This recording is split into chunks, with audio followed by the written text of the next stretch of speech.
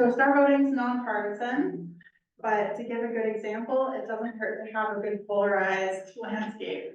So, with real politics, unfortunately, off the table, we want the Star Wars. Yeah. That's great. Thanks. Okay.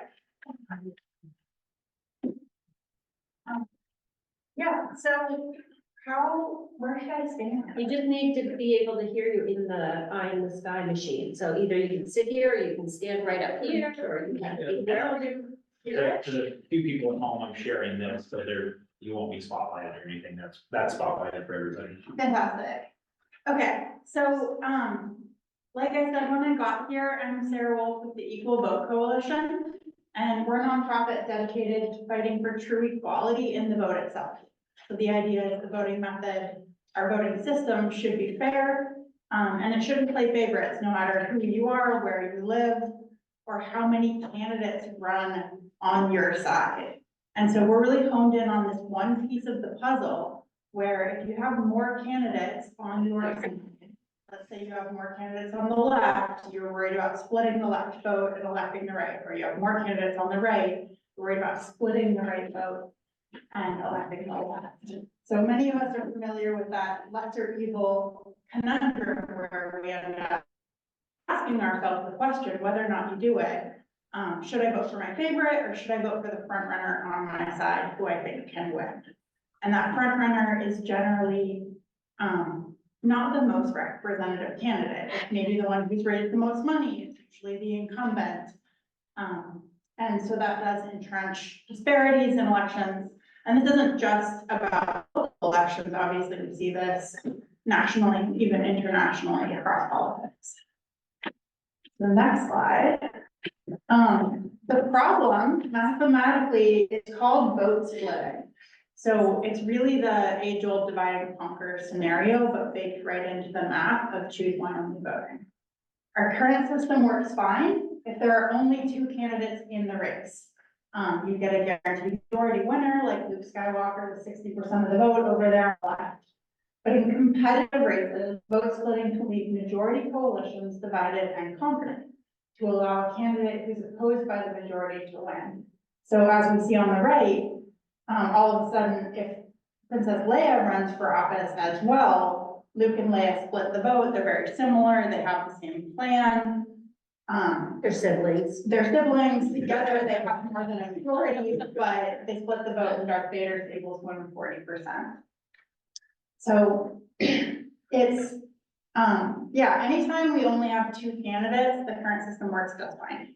But if we have three or more, and especially if we have really competitive, robust elections with multiple viable candidates, the kind of elections that inspire voter turnout, that's where our voting system breaks or can break. So next. So voting reform is as old as voting itself.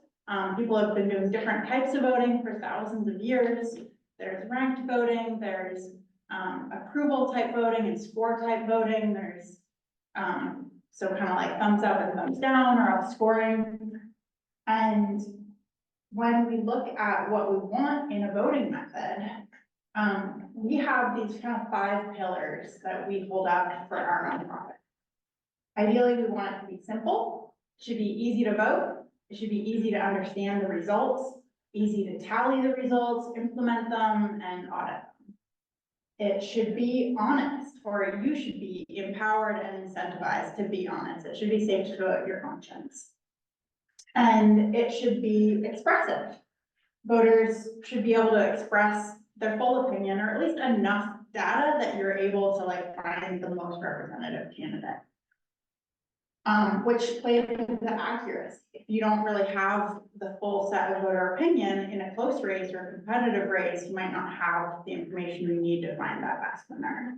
And then last but absolutely not least, it should be equal. So the system should not put some types of voters or candidates at an unfair advantage.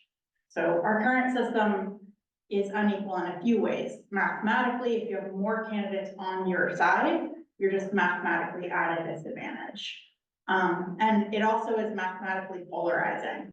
by design. It's kind of choose one or the other, sets you into an us against them paradigm where the winning strategy is demonize the other side and drive a wedge and, you know, it's a lose-lose in my opinion.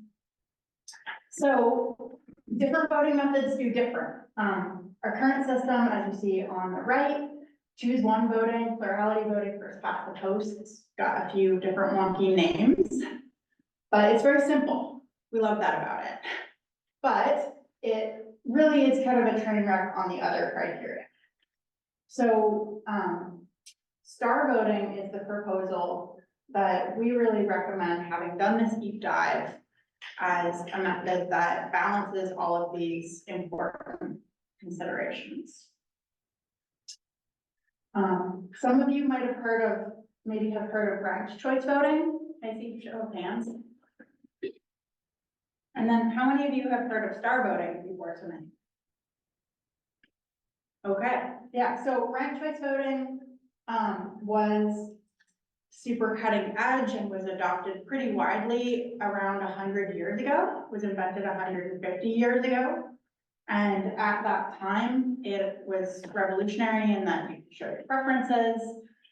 If your favorite can't win, your vote goes to your next choice.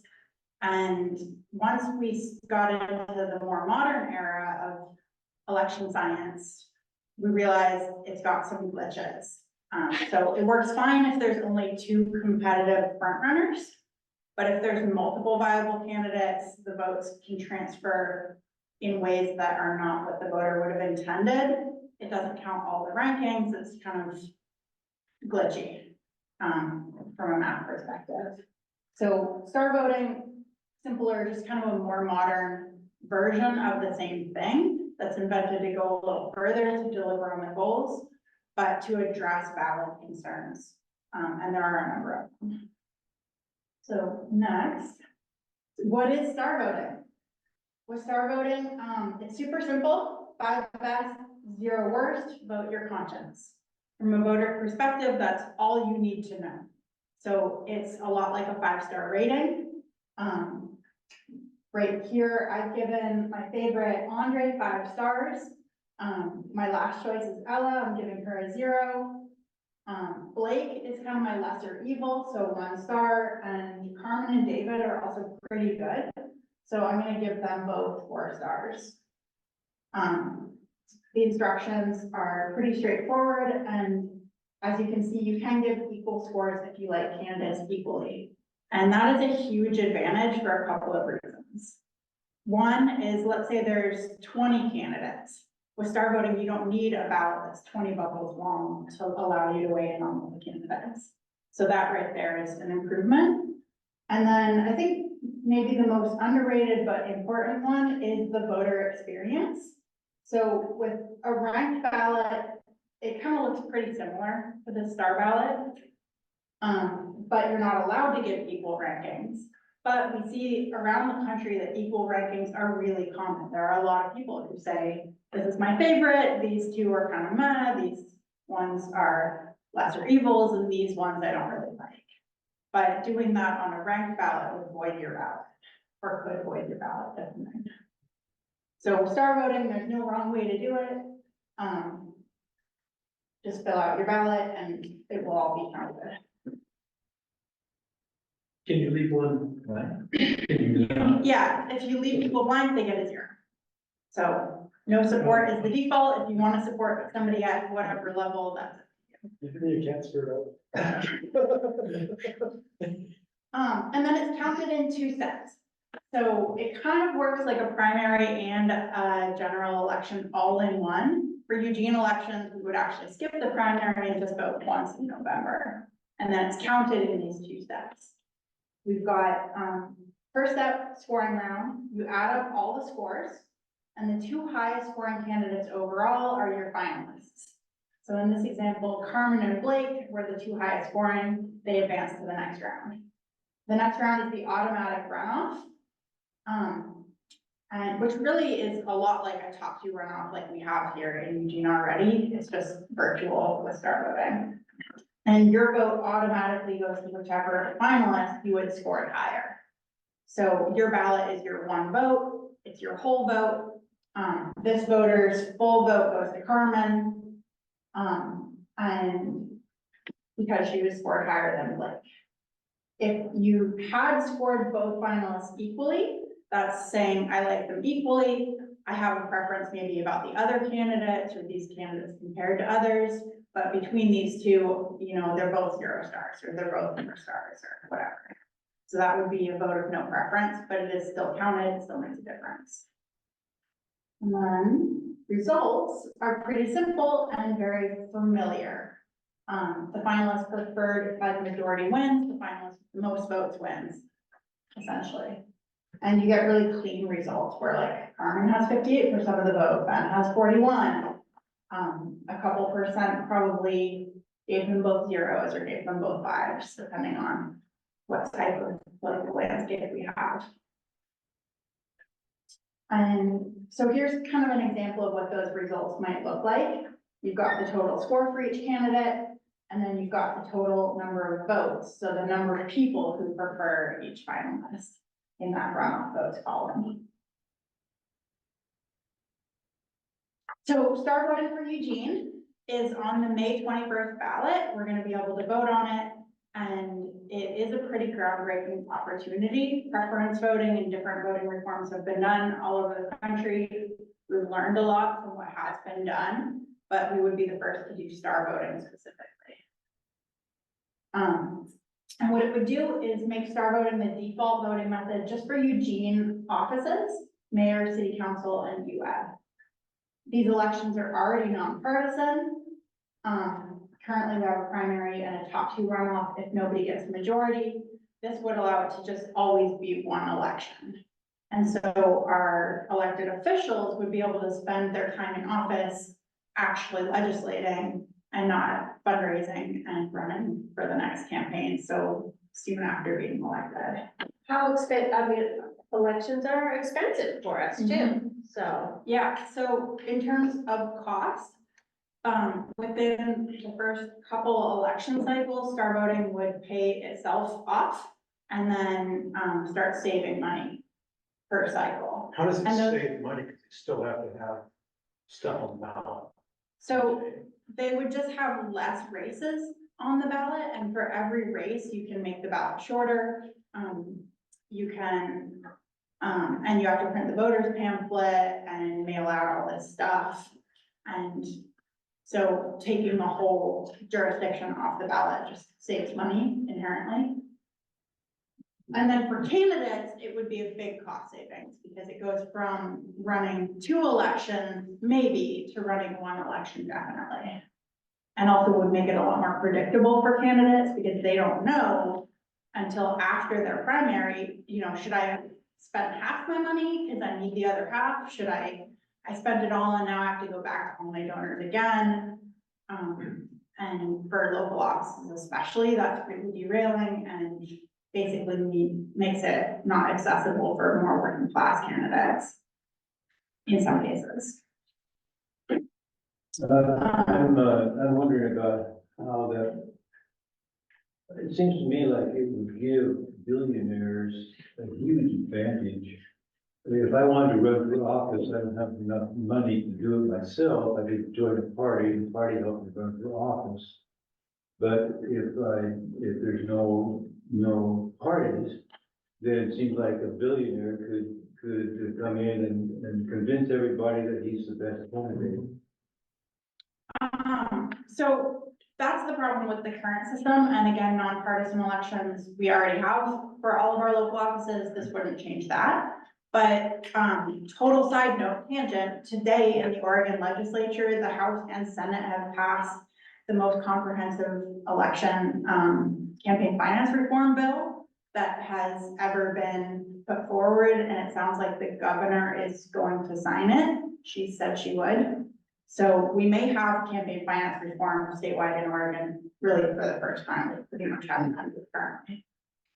That's not what I'm here to talk about, but that just happened and it's a huge deal.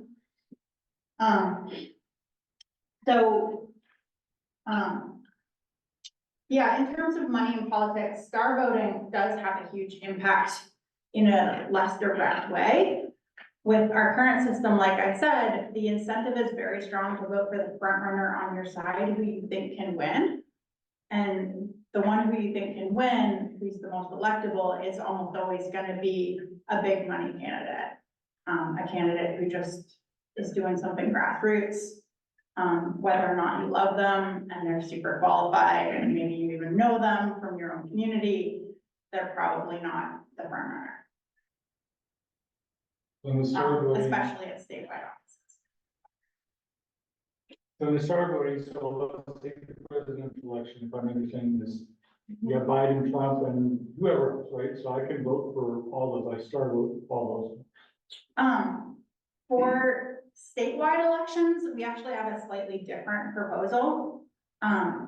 We could do that, that's one of the options, or we could do star voting within the, party primary system. And so we do have a statewide ballot initiative, and I have a slide for it, so I'll come back to that and answer that in more detail. On this slide, it is compatible with our existing elections infrastructure. We wouldn't need new voting machines. It's still just Scantron, and it's still just addition. In the first round, you add up the stars. In the second round, you add up the votes. So it's really all of our existing protocols, start to finish, for Oregon wouldn't have to change. And that is also groundbreaking. That's not true whatsoever of ranked choice voting, where it's notorious for taking weeks or months to get results and being really complicated on the back end. Star voting, just addition.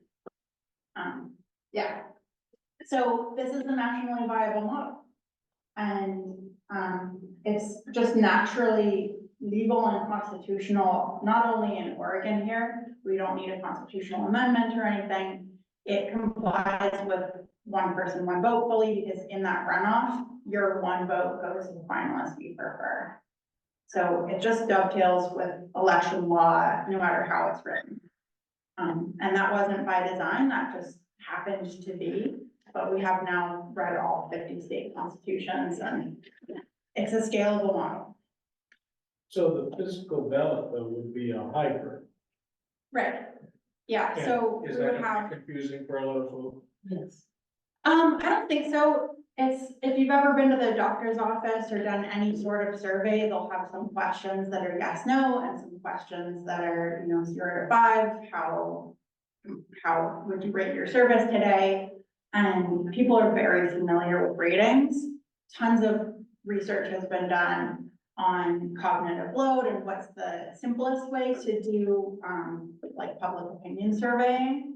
And the 5-star rating really does top the charts in that way. So that's why it was selected as the ballot.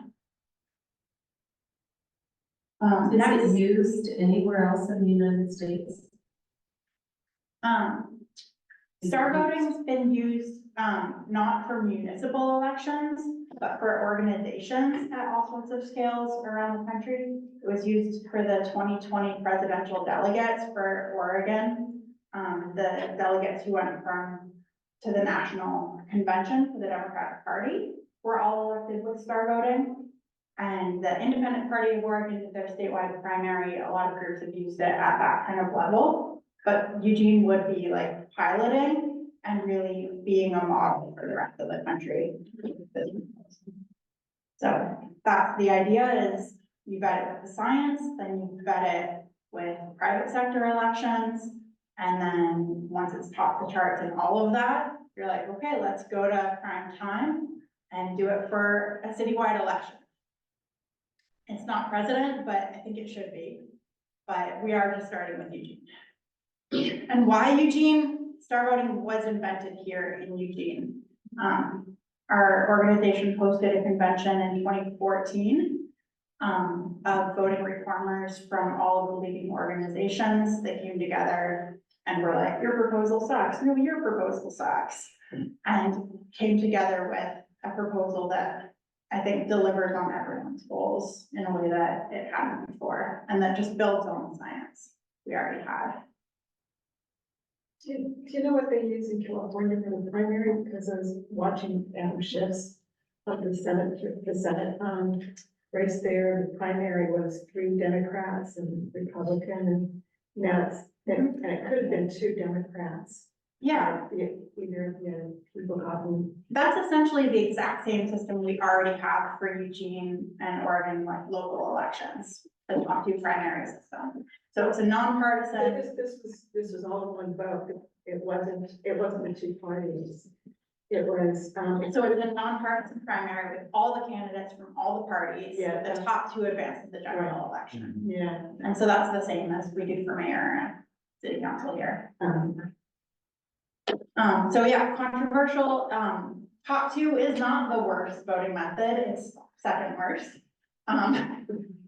So statistically, when you study voting methods, this is a peer-reviewed article that I had the privilege of co-authoring with a Harvard statistician and some brilliant people. And, every single study that's ever been done has been in unanimous consent that our current plurality voting system, especially if you don't have a top 2 runoff, is like the least accurate and the most vulnerable to like gameability and with the strongest strategic incentives. If you don't think your favorite can win, you really shouldn't vote for them if you want to have as much impact as possible. Adding that top 2 does make it better. And the reason for that is once you narrow it down to top 2, you've always got a real majority. But if you pick the wrong top 2, because of vote splitting in the primary, you can get weird stuff happening. IRV is otherwise known as ranked choice voting, and it looks much more expressive, but most of the rankings are never counted because of the counting process. And so it actually tests roughly on par with or a little better than our current system, not dramatically better like people would expect. And that's also been consistent across dozens of studies and tons of peer review. Approval voting is like thumbs up, thumbs down, super simple, gets way better results, but doesn't let you show your preferences. And so that's where these top 2 options, Smith Min-Max, which is a wonkier upgraded ranked thing, and star voting actually top the charts. So science backed, and not just in terms of accuracy, but also really being resilient to strategic voting. So the best strategy in star voting is to give your favorite 5 stars, give your last choice 0, and show your honest preference order. And that's the instructions. So when we have voter behavior and voter incentives aligned, that's where we can really empower honest voting your conscience and better candidates in the first place. So yeah, I think it really tops the charts around across the board. There are multiple good systems where a nonprofit endorses multiple systems, but again, yeah, star voting is on the ballot here in Eugene, and we have a chance to lead on this issue, which is incredible. Next slide. Tons of groups are in support of it already. Neighborhood associations can endorse, and people can put up lawn signs. The biggest arguments that we get against star voting are, this is new, we're doing it first, I've never heard of it, things like that. And so the biggest way you can actually help make a difference is by spreading the word. If you have questions or concerns, hash those out with your friends and family, get on the website, look stuff up, find some citations. The more you dig in, the more robust you see it really is. And lawn signs are just fantastic for that name recognition, so people don't get blindsided when you see it on the ballot. I noticed the Democratic Party of Oregon is among the endorsers that are kind of interesting in Yeah, and that's it's a blurry image, but it's their election integrity caucus. So the election integrity caucus did a deep dive and recommended star voting. The whole statewide party hasn't taken a position, but a number of the county parties are in support, and Multnomah County has been using it internally for years. How does this report out? I mean, election night, they usually just, give you constant incoming counts and stuff. How does that work out when we start voting? Yeah, exactly the same. So we would get immediate results on election night with like 48% reporting. We've got, here are the scores so far for each candidate. And here are the percentages between those two front runners. So yeah, real-time results, and then it would eventually be like 100% of ballots have been counted, within, really quickly after they're received, and that part wouldn't change. And that's really important, like Oregon's already used as a gold standard for elections on so many levels. We've got vote by mail, we've got automatic voter registration. We were the first to do the ballot initiative. Oregon invented that. And we were also the first to do the primary itself. Oregon has always been a leader in voting reform. And so the country is really looking to us to lead on this part as well.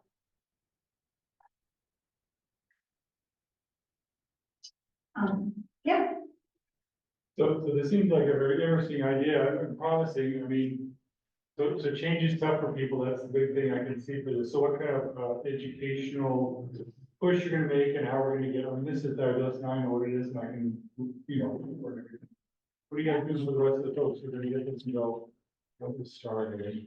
Yeah, well, we've reached out to all of the neighborhood associations, senior centers, community organizations, and offered presentations. So I'm very busy. My evening nightlife is here with you guys for the next couple months. And we have a town hall speaker series hosted by the library and League of Women Voters. So we're gonna have one at Sheldon Library, at Bethel, and at the downtown branch in April. And you go to starvoting.org/events, or actually equal.vote/events. Either way, it'll take you to our events page. And you also can sign up to be on our email list so that you get notifications about that kind of stuff. But I should also add, if this does pass, the Equal Vote Coalition, our nonprofit, has taken a pledge to support and ensure a full all-out voter education campaign. So if it does pass, we'll be back out in the community again. We'll be offering staff support to the city and all of our resources and technical specifications for implementation. And we just have a ton of resources for making sure that the voter education campaign is inclusive, it's in multiple languages, it's, vetted and done well and clear and simple. I like it. Thank you. Yeah, any other questions? Yeah, have you, the thing I noticed is, have you done any study relative to the financial support?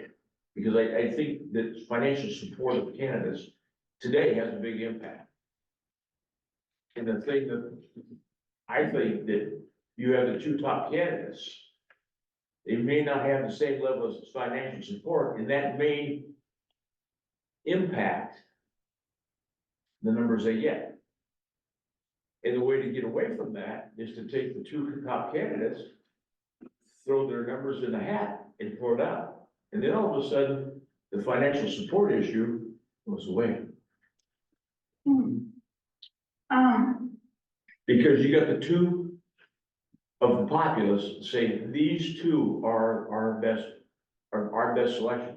So does it really matter which one of those two holds the office? I mean, See, I'm not if sure they're it both does. great, then it doesn't matter. And that's why I said, that all of a sudden, then it's the flip of the coin, and whoever gets the heads or tails, whatever. Yeah, Anyway, so just- I don't think our current, choose one only ballot is the only reason we have front runners and electability bias. Obviously, there's media bias, there's name recognition. There's a bunch to that star voting won't address. And I'm just trying to balance that. But we do have a really interesting study that is still in the drafting phase, but it's on candidate incentive distribution. And what that means is it's looking at candidates' incentive to reach out to their base versus to reach out to other, politically similar voters or even opposed voters. And our current system really strongly incentivizes you to reach out to your base only. And specifically your own likely voters who aren't like definitely gonna vote for you, but like your 4-star supporters. And star voting really levels that curve. So there is a strong incentive to reach out to even people who you disagree with. And if you can get somebody who opposes you to go from 0 stars to 1 star, that's as valuable as if you convince somebody to go from 4 stars to 5 stars. So it gets these kind of more consensus, broadly supported, less polarizing candidates rather than having like each faction, polarized from each other and then pick somebody that's like polarizing from within that faction. Yeah. So yeah, I do think we would see different Thank kinds you. of winners and different kinds of incentives. Thank you. You mentioned there was a statewide, is that, a statewide model, is that at a separate stage from given about? Yeah, so if you, I have a ton more slides that are in the section. I don't know if you can see the list of them. If you just skip forward a bunch, back one. So this year, in November, we have 2 statewide initiatives that are hopefully gonna be on the ballot. One, you can sign over there, it's the yellow, one by the lawn signs, and that's star voting for Oregon. And what that would do is the same thing as Eugene, but bigger. So it would make star voting the default voting method for all Oregon elections. All of our local elections, like City of Eugene, would follow the same model as Eugene, if they would stay nonpartisan, because they're already nonpartisan. And municipalities would have the option to, the default would be to skip the primary, like we're doing for Eugene, but they would have an option of, city council could say, we have really competitive elections here with 20 candidates. We think we would like to have a primary anyway, and that might be a good choice for Portland or something. And then for the statewide offices, those are all already partisan races where you have a party primary, the top candidate from each party goes to the general, and that would stay the same too. We're not changing really any other details besides choose one only changes to 5-star. So you would use star voting in the Democratic or Republican Party primary. The top candidate from each would go to the general election, and along with the Libertarian, the Independent, and the Green Party, and so on. And the difference there would be that you no longer have to worry about an independent party being a spoiler candidate, or a Green Party being a spoiler candidate, or a Libertarian being a spoiler candidate. If, whoever actually represented the majority would win. And how soon, if this passes for Eugene, how soon would our ballots change? There's 2 years lead time. So it would be 2026 general election that it would actually go into use and do it for the first time. So we give them 2 full years to work it out on the back end. We wanted to make sure that's done level and not rushed. Seems like this puts a lot more, responsibility on the voters. And you get rid of the zombie voters. They have to know what they're doing when they're voting. Yeah, and that again is like incentives. Right now for a voter, the incentive is, I can only choose one candidate, so I'm only gonna really maybe research my candidates, who I think, my family's voting for or whatever. I'm not even gonna look at the other candidates because why would I? With star voting, not only does it empower you to vote for your favorite, but it incentivizes you to learn about all the candidates so that you do have a more nuanced opinion. You can always just give your favorite 5 stars and leave everybody else blank. If you want to keep doing what you have been, you can, but it empowers and encourages voters to be more informed and more inspired about the process. So we do think it'll really help voter turnout. A lot of people don't vote because they don't think their vote will make a difference. Or they just feel disillusioned by everything. What's your background and how did you get involved in Oh, voting? My background, I'm from Portland, Oregon. I live on River Road now. But I have background in sustainability, sustainable agriculture, regenerative agriculture, and also sustainable architecture. And so systems design has always been kind of a passion. And, I got involved with voting reform as a volunteer, started volunteering for ranked choice voting up in Portland about 6-7 years ago. And as soon as I got more involved, I was like, I love ranked choice voting because, you know, here's my checklist. And people were like, well, actually, you have to qualify those claims, or like this claim's oversold. And I got fact checked, which, you might be able to tell from my personality type, I did not love. And so I volunteered to be on the research committee to research which reform does deliver on my pitch, because I don't want to compromise on that. I want the system that can really deliver. So, Good answer. yeah. And at the same time, Lane County in 2018 was running their first Star Voting initiative and got it on the ballot. And they were like, Sarah, move to Eugene, we need your help. So I moved here for this. Shockingly, Eugene is the epicenter for international voting reform. Thank you Know very much. Thank you very much, Sarah. This has been very informative. You know, it's been mystery for me. Fantastic. I'm glad we were able to answer everyone's questions. Matt, are there any questions from the people at home? Okay. Anybody else with more questions? All right, thanks. Yeah, so take alongside these little things in the bag that you can, you know, take the stake, take the sign, and put it in the yard. That's really the most important thing you can do to help. Definitely go to the website, join that email list, and, get involved, tell your friends. Great. Thank you. Yeah.